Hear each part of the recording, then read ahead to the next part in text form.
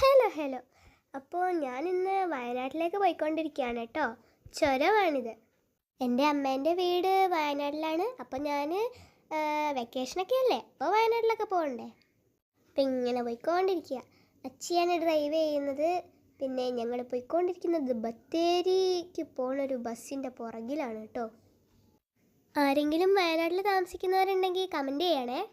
ഇതിപ്പോൾ ഞങ്ങൾ ഏഴാം വളവിലാണെന്ന് തോന്നുന്നു. അവിടെ നല്ല കോടയായിരുന്നു, മഞ്ഞ്. ഇവിടെ ഫുള്ള് കോടയാണ്.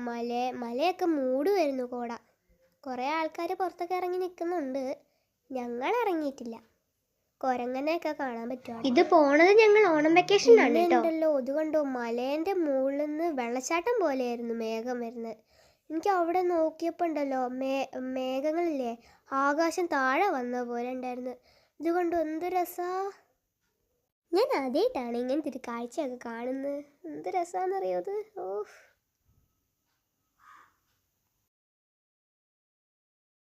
പിന്നെ ഇതാ നമ്മൾ 9-ാം വളവിൻ്റെ അടുത്ത് എത്തിയിട്ടുണ്ട്. ഇടിഞ്ഞിട്ടില്ലായിരുന്നോ? ഇതാ മുന്നിൽ കാണുന്നത് ഇടിഞ്ഞ ഭാഗമാണ് ഗൈസ്.